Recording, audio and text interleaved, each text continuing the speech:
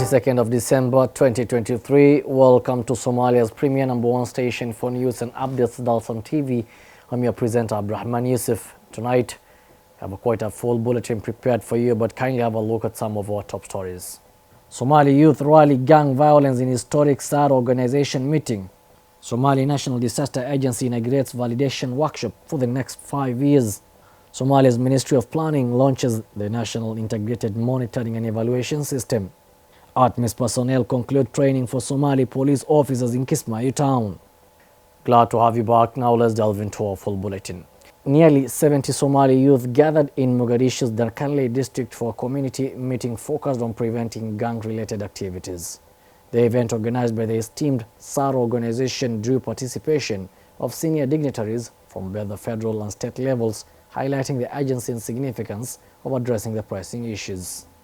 Nearly 70 Somali youth gathered in Mogadishu's Darkanle district for a community meeting focused on preventing gang-related activities.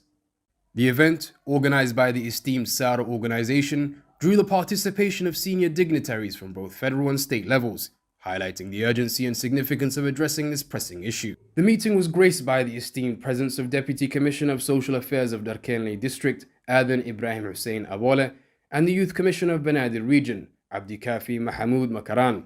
Together, they emphasized the critical role of such gatherings in safeguarding the future of Somali youth. Muhammad Abdi Hassan Samdere, the director of the SARA organization, stressed the urgent need for Somali youth to actively prevent gang-related problems and contribute to the overall development of the country.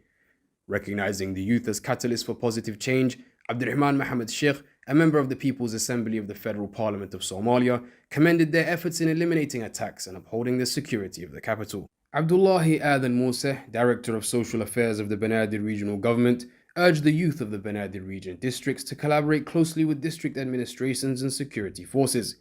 He emphasized the importance of a united front in combating gang violence and creating safer communities. The community meetings comes at a crucial time when criminal gangs, known as Iyal Wero, have been gaining strength in various parts of Mogadishu. Their activities have instilled fear among residents, with many hesitant to venture out at night due to the risk of robbery, assault, and even loss of life.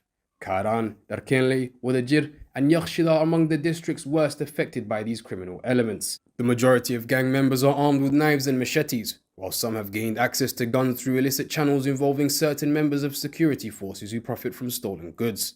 Despite police action, there is no sign of any improvement in the situation. Muhammad Adam of the Somali Public Agenda Research Body did a study on the gangs, which recommended job creation and drugs control as possible solutions. To address these alarming developments, the SARA organization has taken a proactive stance by mobilizing Somali youth and bringing together influential figures from both governmental and community spheres. The Chinese government, through its ambassador to Somalia, Tuesday donated money to Somali government to alleviate the impact of the humanitarian crisis unfolding in the country. Chinese ambassador to Somalia, Fei Shengchao, handed over $1 million to the Somali National Disaster Management Agency Commissioner, Mr. Mahmoud Maalim, at the agency's headquarters in Mogadishu. Somalia National Disaster Management Agency Commissioner Mahmoud Maalim Abdulle launched the validation workshop of the 5-year strategic plan for the agency. The workshop, which was inaugurated in the capital Mogadishu on Thursday, is geared towards approving and validating the key objectives and plans of the agency in the coming 5 years of 2024 to 2029. The plan lays foundation of the long-term policies and strategies of the agency in curbing disasters and coordinating relief humanitarian assistance. Humanitarian affairs ministers from Galmudug and Southwest Regional State, officials from Jubilant State Government, representatives from donor organizations participated in the workshop via Zoom. The workshop also covers the disaster agency performance and tasks for the next 5 years. SODMA, a primary government institution tasked with the management of all types of disasters within the country, has in the recent days been mobilizing and coordinating relief supplies for the Somali people who have been severely impacted by the El Nino-induced flood that have displaced more than 2 million people and disrupted livelihoods. The launching of the workshop will significantly contribute to the agency's mandate to bolstering its response during times of humanitarian crisis in the nation, torn between natural calamities and insurgency.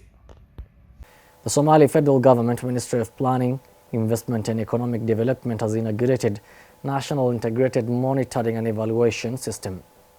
The Director General of the Ministry, Mohammed Shire, officiated the launching ceremony in the nation's capital, Mogadishu, on Thursday. Somalia Federal Government Ministry of Planning, Investment and Economic Development has inaugurated the National Integrated Monitoring and Evaluation System. The Director General of Ministry, Mohammed Shire, officiated the launching ceremony in the nation's capital, Mogadishu. He detailed the importance of the system to the economic growth and national development as the Horn of African nation gears up to track the national government programs and projects. Shire added that the system will have a significant impact on the previous manual collection of data. According to the Ministry of Planning, the main objective of NIMIS is to synchronize national data and will also serve as a program for tracking various government initiatives and proper execution of projects to avoid pilferage of public resources. The development of the system is also aimed at generating impactful data-driven results. The launching event was attended by Director Generals of the Ministries of Planning of the Galmudug and Hirshabelle states and the Director of National Planning of the Federal Ministry of Planning. The ministry has in the recent days been conducting workshops for its staff, particularly those from the Department of Monitoring and Evaluation, in a bid to uplift their knowledge and skills in executing their mandate of providing reliable data on national decision making. The Africa Union Transition Mission in Somalia Police Training and Development Department has on Thursday successfully wrapped up a 10-day community policing and crime prevention training for 20 Somali police officers. The personnel who benefited the training were from Kismayo International Airport Police Station.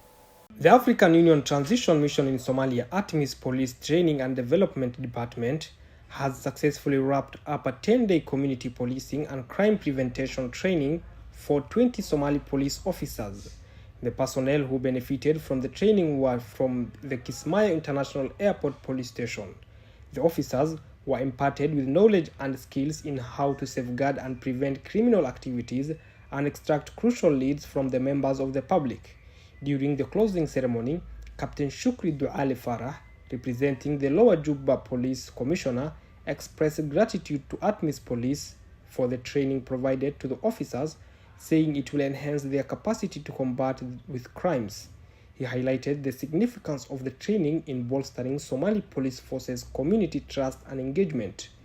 ATMIS commanders who conducted the training said that the training will bridge the gap between the law enforcement officers and the public and play a pivotal role in surmounting with criminal activities. ATMIS regularly provides training to Somali police personnel in a bid to boost their capabilities to deal with different components of crimes and extremism, as it departs the Horn of African nation in line with UN Security Resolution mandating their withdrawal from Somalia. The ATMIS story from Kismayo brings us to the end of our bulletin. Lovely viewers, that's all we are prepared for you tonight from our desk here in Mogadishu. Wish to thank you for always keeping tabs with us. Kindly stay put for more stories in our subsequent bulletins.